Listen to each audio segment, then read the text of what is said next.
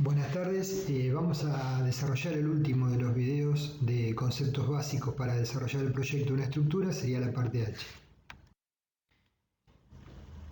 Bueno, hoy en día con los software que podemos contar para diseñar, en general nos permiten encarar el enfoque de las estructuras en forma bastante realista, más allá de todas las observaciones que hemos venido mencionando a través de los distintos videos, desde el inicio hasta este.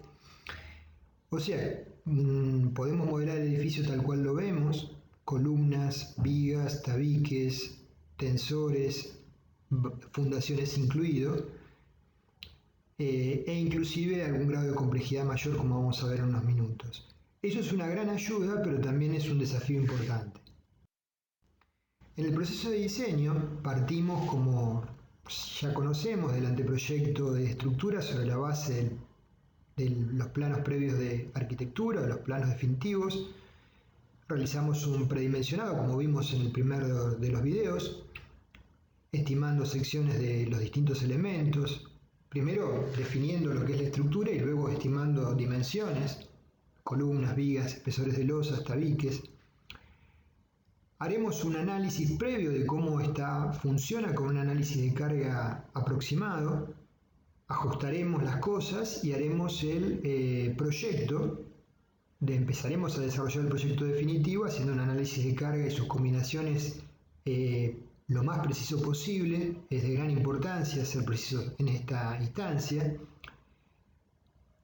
Desarrollaremos el cálculo de solicitaciones corriendo el modelo. Analizaremos las secciones críticas y haremos el dimensionado, y como producto del mismo tendremos los planos de encofrado, planos de armado, detalles constructivos, planillas de armadura y las especificaciones técnicas, ¿sí? Que incluirán también, si alguna etapa constructiva es crítica, qué precauciones hay que adoptar, por supuesto acompañada de la memoria de cálculo. En la etapa que hablamos de evaluación de cargas, se suele decir determinamos las cargas sobre la estructura. Ahora bien, determinar las acciones sobre la estructura es una palabra como para reflexionar, ¿no? Porque suena como que tenemos una certeza enorme de las variables que estamos hablando. ¿Será la palabra correcta? ¿Determinar?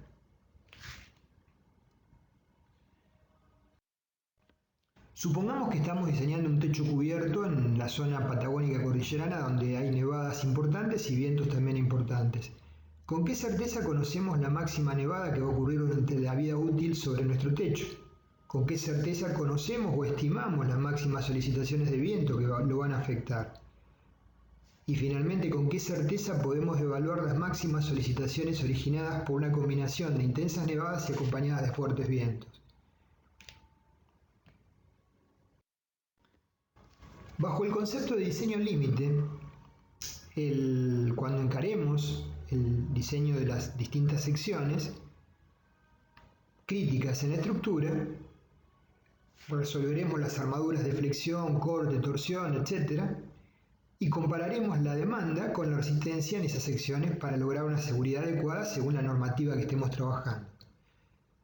Lo que esperamos de nuestro diseño es, según este gráfico tan simple y básico, en ordenadas graficamos cargas, y en abscisas deformaciones, que para el nivel de cargas de servicio, la respuesta de la estructura sea una deformación reducida que no cause problemas de funcionamiento, y que por encima de ellas la deformación sea lo suficientemente amplia como para darnos mucho tiempo para tomar tiempo para tomar alguna medida que evite el colapso o la pérdida de vidas. Asimismo, bajo las cargas de servicio tenemos que recordar que siempre evaluamos las condiciones límites de servicio, que como mínimo son deformaciones, fisuración y eventualmente vibraciones. La parte de análisis estructural es la parte hoy por hoy del proceso de diseño que es factible de ser modelado y programado mediante un software adecuado, que nos permite obtener las solicitaciones sobre los elementos principales componentes para realizar el diseño de las armaduras y chequear si las dimensiones son adecuadas.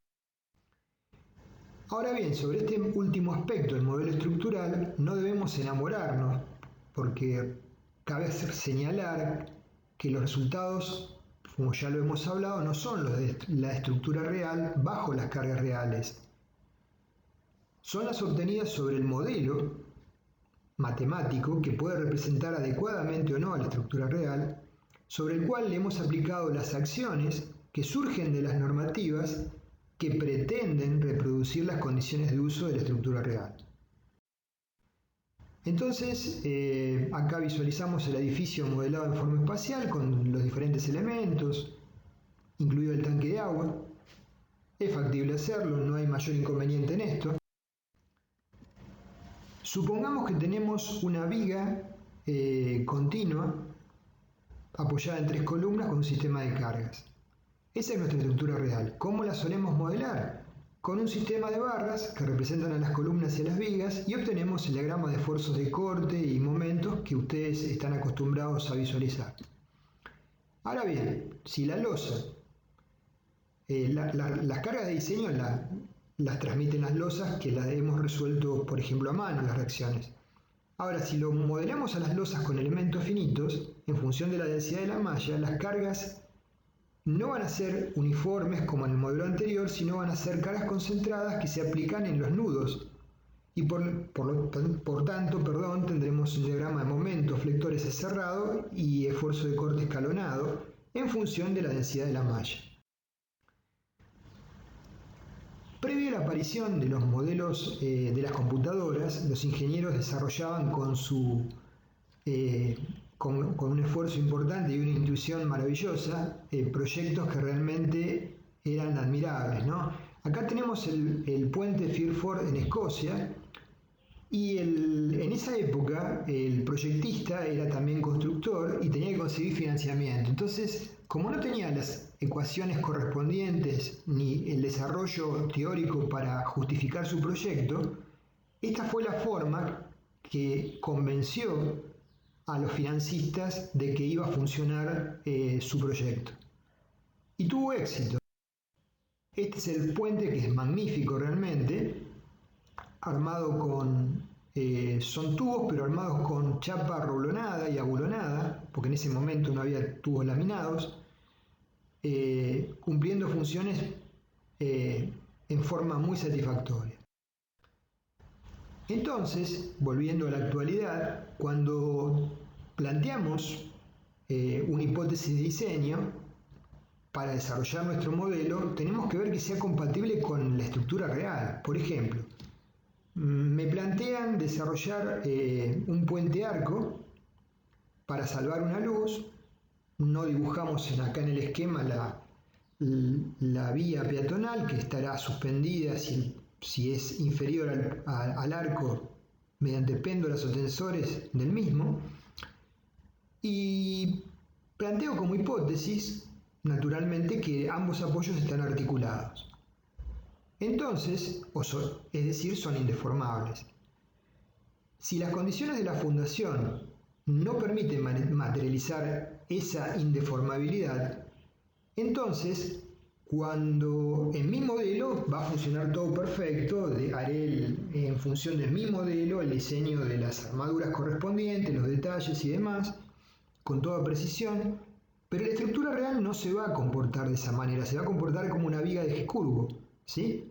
Porque va a tener una cierta desplazabilidad los apoyos que van a invalidar las hipótesis del modelo. Otro aspecto a considerar, lo decía el profesor Álvaro Menseguer, la mayor parte de los fallos estructurales no se deben a errores de análisis estructural, sino a diseños de armado insuficientes o mal concebidos o pensados. Por ejemplo, acá tenemos una columna en donde es evidente para todos el error que se ha cometido. No hablo de la cuantía de la armadura, pues desconocemos las cargas que tiene que soportar ni la calidad del hormigón, pero las barras centrales tienen muy poca restricción al pandeo, no cumple con ninguna normativa.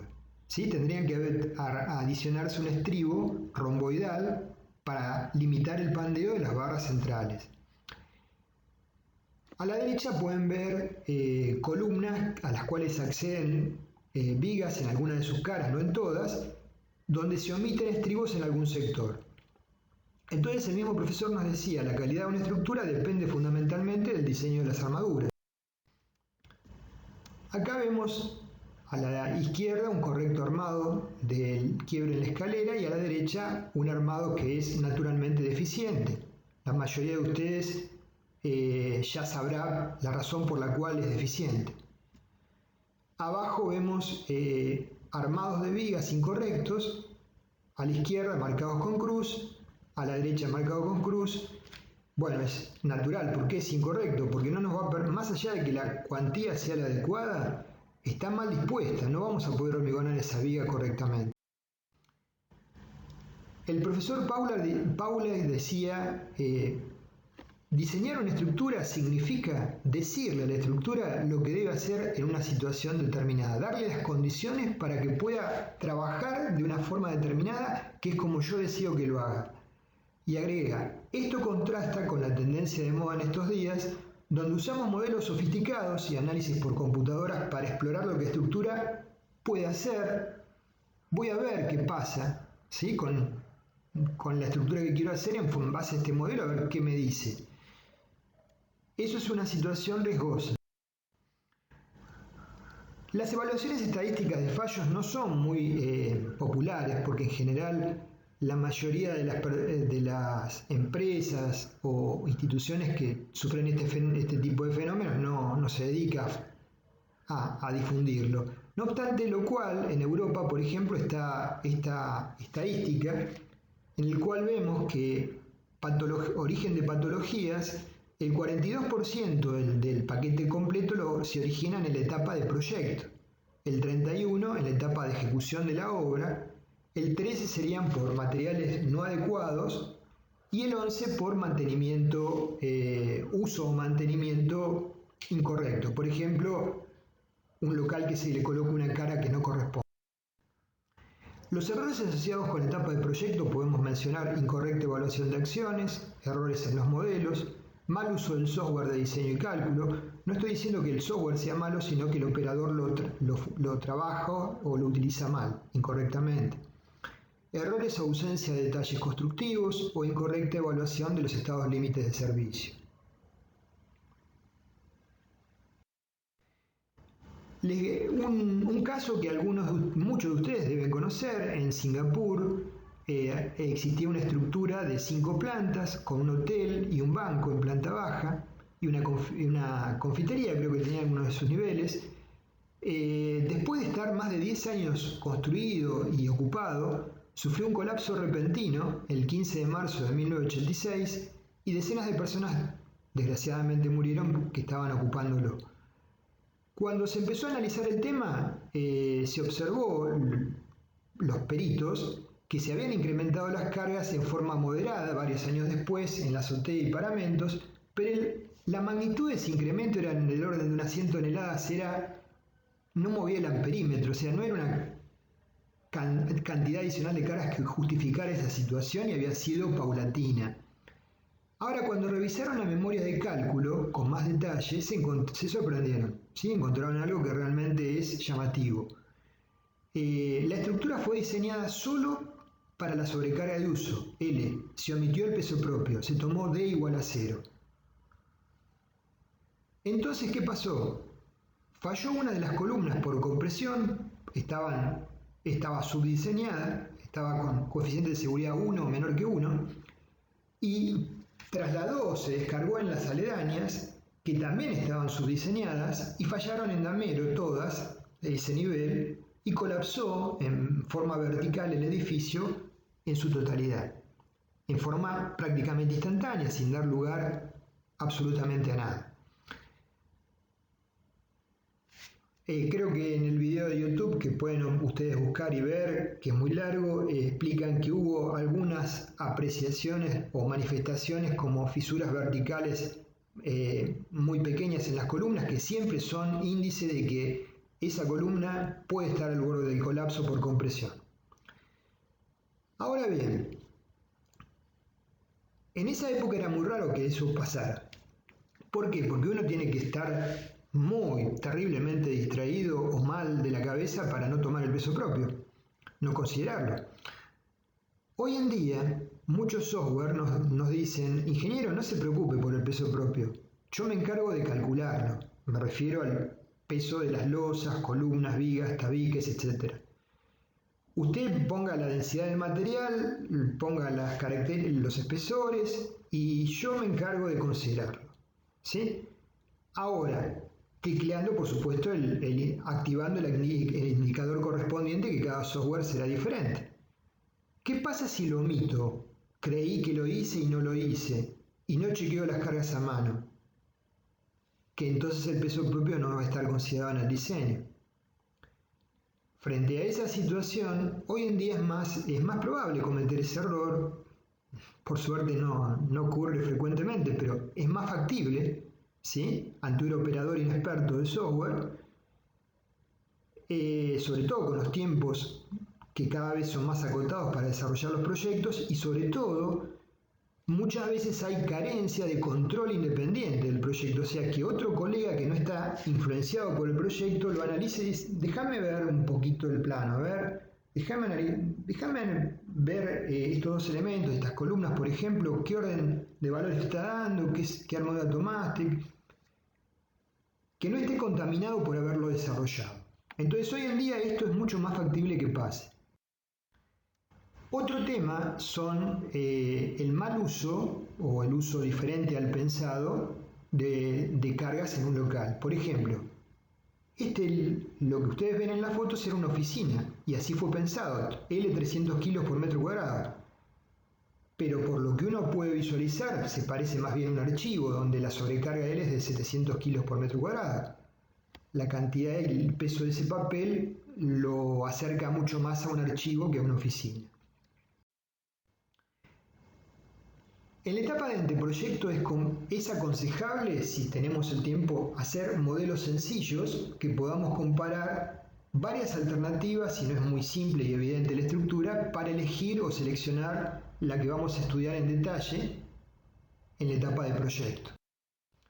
Y antes de iniciar los cálculos definitivos, debemos verificar que el equilibrio estático se cumple, por ejemplo en un muro de contención o un tanque de agua elevado, el momento de vuelco, que cada pieza parezca correctamente predimensionada, que no aparezcan en algunos elementos esfuerzos secundarios excesivos y que las armaduras y disposiciones constructivas que surgen del diseño se puedan cumplir. Por ejemplo, en la foto, esa cuantía y densidad de armaduras, el proceso de hormigonado para que quede correctamente va a tener que ser estudiado muy bien por el director de obra.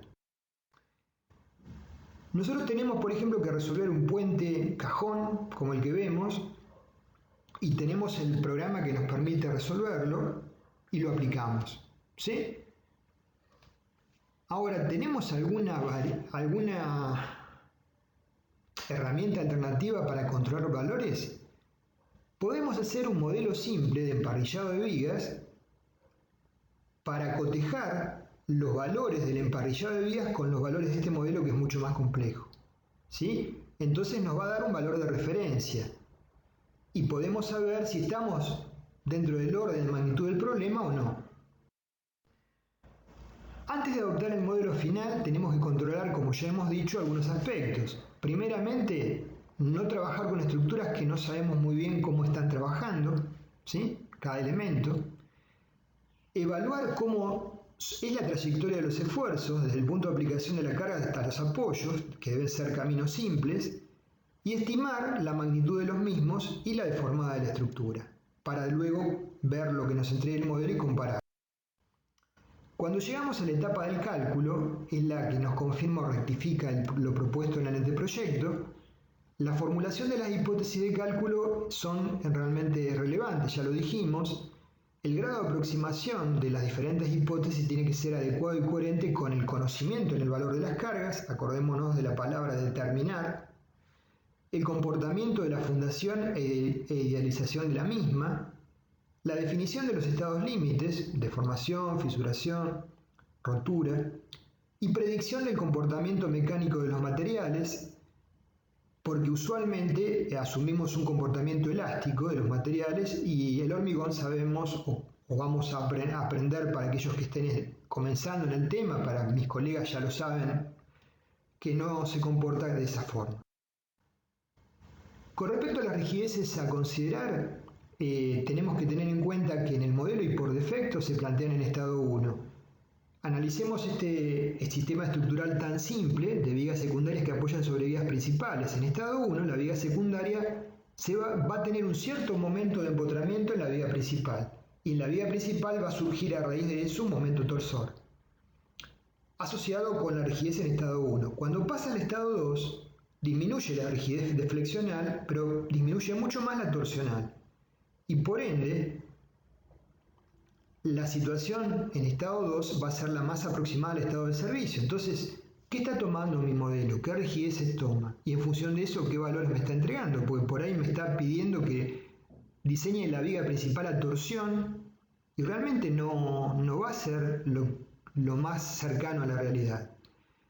Finalmente, no debemos hacer hipótesis simplificativas que no estén suficientemente probadas por la experiencia, ni tampoco hipótesis demasiado desarrolladas o elaboradas que no guarden relación con el resto de los factores que tenemos en el dimensionado. O sea, si la expresión de cálculo de las armaduras tiene un 1% de error, pero la determinación de las acciones tiene un 30% de error, entonces en el resultado final, ¿cuál va a ser el margen de certeza que tenemos?